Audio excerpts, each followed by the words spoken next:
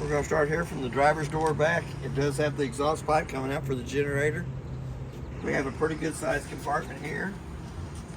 It does have a metal bottom in it. The next compartment back is the outside of the generator. It has two little black levers you can flip down. You can access it from the outside. It does have the start switch on the inside. So we're going to push it right back down. I would say the lug nuts are torqued at 100 foot-pounds. The tires are after pressure, whatever's on the side of them, probably going to be 80 pounds on the side of the tires. We're going to go into the next compartment, which is your coach battery for the 12-volt system. The next one back is where you'll fill it with unleaded fuel. Then we come to our water compartment. In our water compartment, it has a phone jack and a cable jack. The park that you're at has cable. You can hook to that and have cable that the park has on your TV on the inside. We have a switch out here on the outside for turning the pump on for winterizing. This has a light switch. Then you have an outside shower hose that gives you hot and cold running water on the outside of the unit. The top connection is your city water connect that you can hook to with the water hose and regulator. Turn water pressure onto the hose and never have to fill the tank on it. The bottom connection is the black tank flush for dumping and flushing the black tank only. The handles at the bottom, the first one is the 3-inch black valve. The 2-inch gray will be your kitchen sink, bathroom sink, and shower water. It also has a water valve compartment that you have to turn it to the normal position, city water or city tank fill. Sanitizing over to the side are for winterizing. The knobs down below have to be turned exactly like the picture shows for whichever operation that you want to do. The normal operation, sucking from the water from the tank, the city water connect, or the city tank fill are your winterizing and sanitizing lines. Has to be turned the way the valves show on the picture. In the back you have a drain line, hot and cold, and then you also have a tank drain line. There is a hole in the bottom of the compartment so you can bring your water hose and cable hoses up through to be able to leave the big door shut here at the top. As we step around to the back, it does have a backup camera on it already. It has a 7-way holder. It also has the stabilizers. We're going to flip one of them out, pull it out to show how it works. It'll come out, goes to the ground, take the second pin out.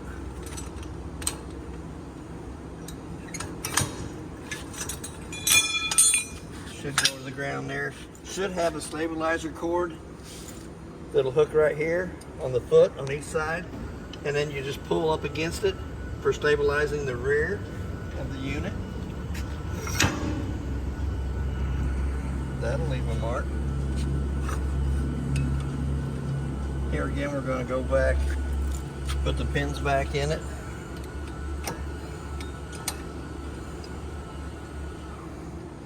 Clip it in place. Bring the other foot up.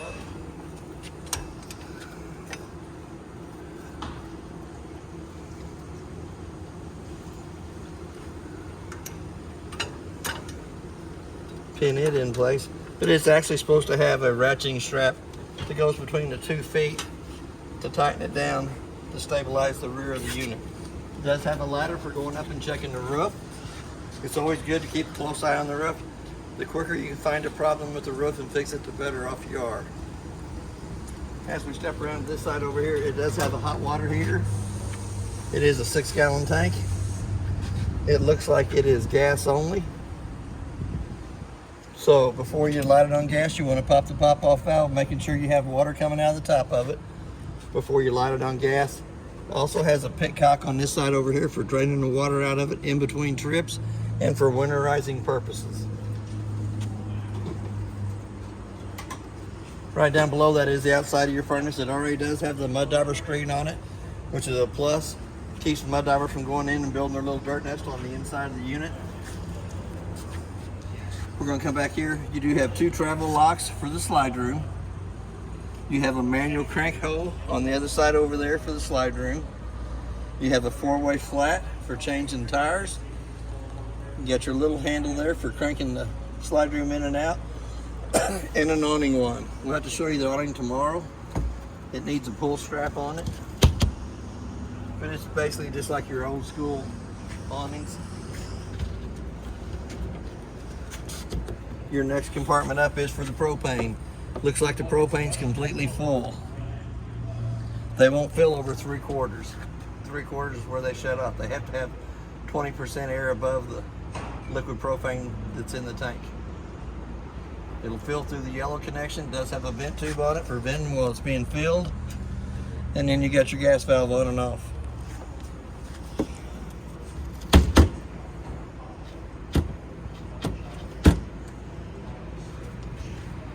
Your next compartment is going to have your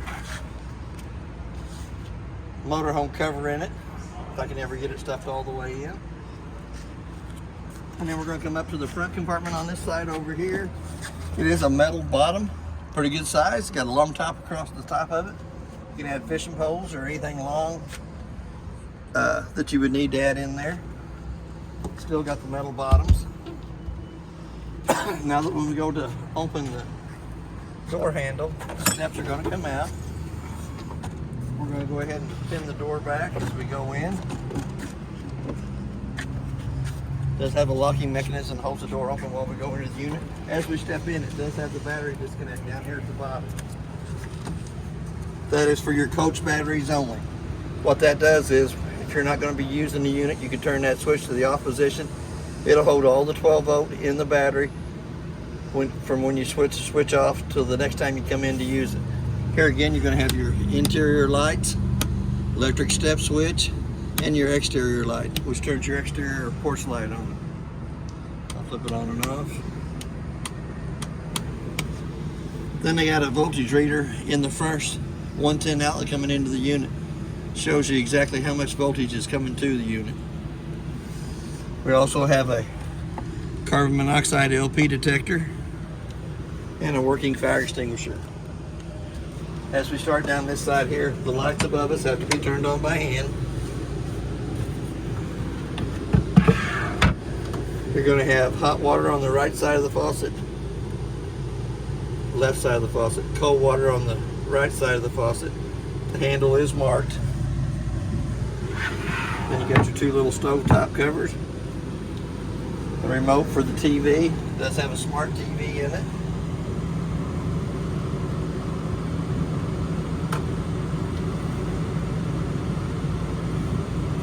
Might not be plugged up. Not seeing where the cord goes to. So we'll skip right past that. I think that handle is in the top drawer. The remote. We're going to come over to the microwave. Should have a clock button on it somewhere so we can set the clock. Right here it is. We're going to say it's 3:30. Hit that clock button again to the 2 center eyes is flashing. The only reason I really set the time on the microwave is if I've left the unit and come back to it, if it doesn't have the proper time, that explains to me that it's lost the 110 power coming to it at some time or another. Then I would go in and check my refrigerator and make sure I didn't lose none of my food on the inside of it. We're going to come to the stove top. Just slide up out of the way.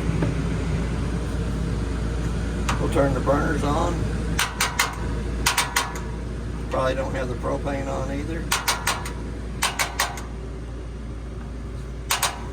But it does have a self-igniter on the left-hand side.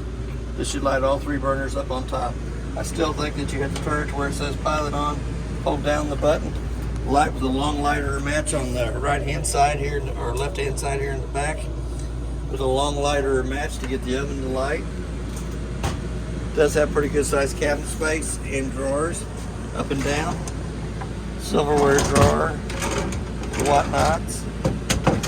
whatnots again, towels probably at the bottom. It does have pretty good sized cabinet space underneath the sink. Also has your weights and measurements of the coach. mounted to the inside of one of the doors. We're going to come up to the refrigerator. The refrigerator is pretty simple. It has an on and off button. We're going to turn it off. When we go to turn it on, automatically it's going to go to the auto and the AC side of it, which is the 110 side. For any reason you'd want to take it off of 110 to light it on gas, all you have to do is hit the mode button to where it comes over to where it says LP. And then we'll go through 3 lighting processes to light on gas. For any reason it does not light on gas, it'll start flashing at you. So we're going to take it right back off the gas, back over to the auto and AC. You do have a temperature set from 1 to 9.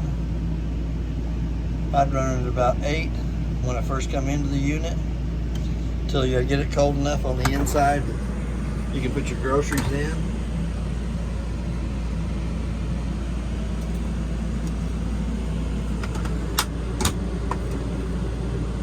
It does have a pretty good sized drawer space off to the right hand side. You got to kind of lift up on the drawers to get them to come up over the holder. Brings it out. Pretty good little pantry space down below. We're going to go down. Whoop.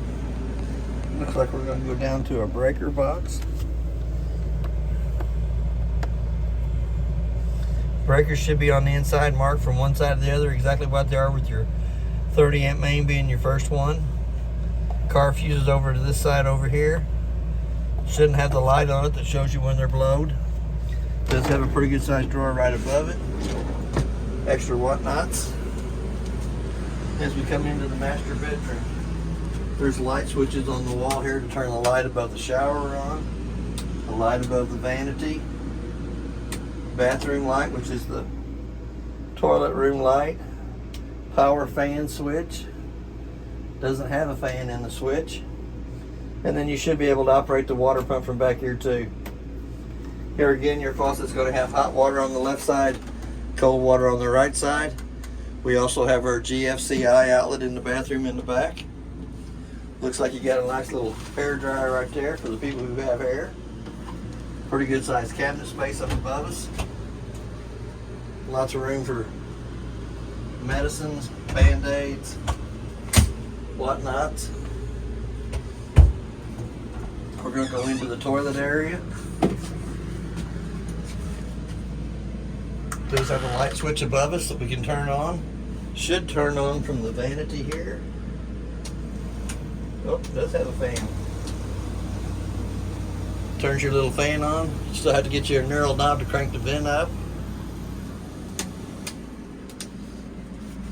Has a single hand flush on the side. The white handle brings water into the toilet. The white and gray together brings water and dumps in the toilet. Should have a chemical for that too. Do have an extra little toilet paper holder to the side of that. Another medicine cabinet in the bathroom area. Dry towels on the door. Does have a locking mechanism on the bathroom door. Little push button in behind the handle, locks it in place. Push on the button on the outside to unlock it. Should have a way that you could unlock the door from the outside too. Probably a little screwdriver. Pretty good sized closet space here in the bathroom area. 3 drawers down below that. Lots of extra towels, wash rags, chemicals. There is a locking mechanism on the side of the slide room that hooks to the side of the bench for locking it in place. We're going to come up to the thermostat.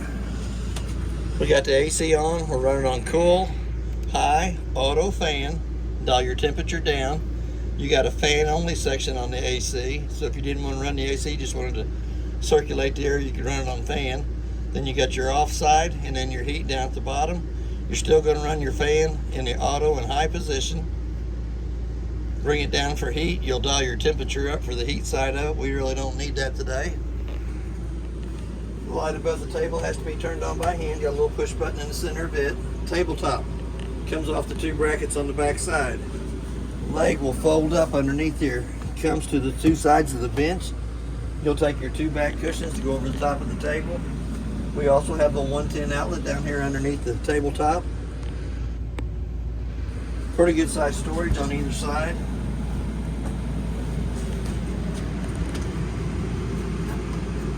Does have your seatbelt straps in there for buckling up. If you're riding back in the back of the coach during travel, they have to be seatbelted in place. Should be the same way on this side over here.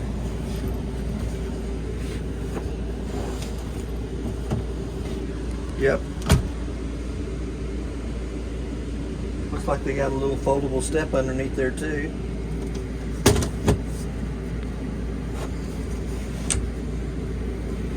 But the tabletop will come loose from the back wall.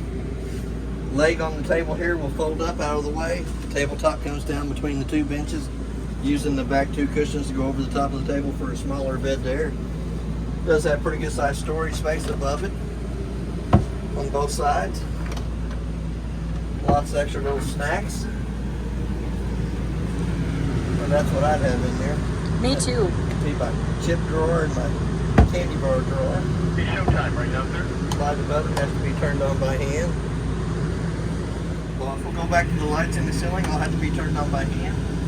We're going to come over to the panel over here.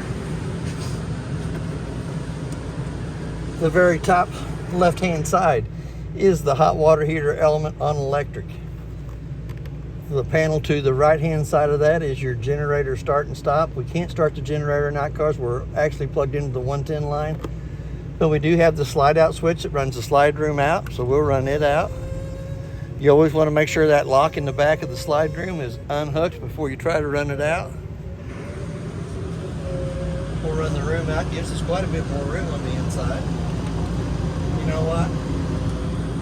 We'll do that couch again. Now that we got the slide room out, we're going to come down to the couch. We're going to take the three bottom cushions off. I bet it'll fold out now. We're going to lift up on the handle in the center. Brings it up. First leg holds down. We're going to pull up on the bottom leg. Should fold out to make a bed. I don't know why I didn't think of that a while ago. There you go. You got a queen size bed in the living room area for two bigger adults. We're going to fold it right back up out of the way. Lift it down, lift it up, slide it down under. And I am seeing there is seat belts underneath the couch. So if somebody's sitting on the couch while it's in travel, there is a way to strap them down. Go back to the cushions.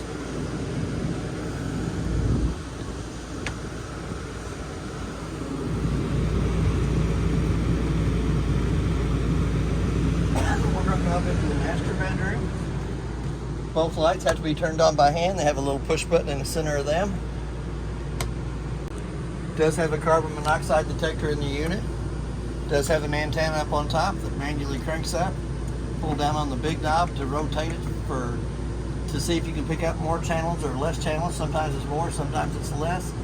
There is a place for a TV up here with a swivel, a 110 plug-in to plug it into, and then a power booster for the 12-volt antenna booster on top of the unit.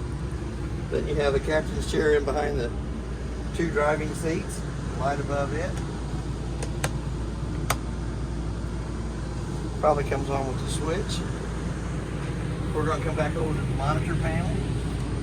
We're going to do the test level on it. Shows you that the battery's good and charged, but the fresh tank, the holding tank, and the gray tank are all empty. As they fill up, they'll show 1/3, 2/3 full. Does have an extra 751 key for the outside compartments.